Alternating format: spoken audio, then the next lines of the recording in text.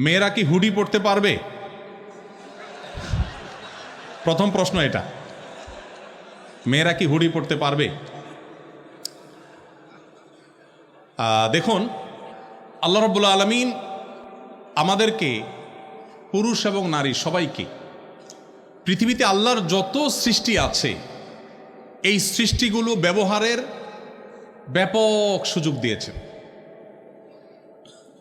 আমরা হারাম হারাম শুনতে শুনতে অনেক সময় মনে করি, এই যে প্রশ্ন আসছে মনে, যে হুডি পরা যাবে, আবার হালাল না হারাম।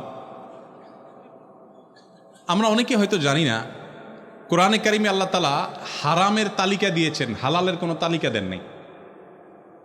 হারামের তালিকা দিয়েছেন কেন? কারণ সিলেক্টিভ কয়েকটা আইটেম শুধু হারাম, আর বাকি সব হালাল।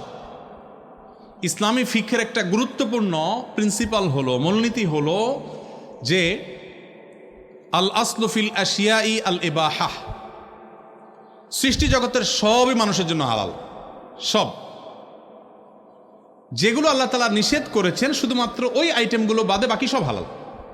হারামের তালিকা আল্লাহ কোরআনে উল্লেখ করেছেন, হুররিমা আলাইকুমুল মাইতাতু ওয়াদ-দামু ওয়া লাহমুল খিনজিরি ওয়া মা উহিল্লা লিগাইরিল্লাহ। তোমাদের জন্য রক্ত হারাম করা হয়েছে। রক্ত এটা আমাদের স্বাস্থ্যের জন্য ক্ষতিকর। মৃত প্রাণী হারাম করা হয়েছে, শূকর হারাম করা হয়েছে। এটা অবশ্য বুঝে আসে না শূকর হারাম কেন করা হয়েছে। পৃথিবীর বহু মানুষ শূকর খায়।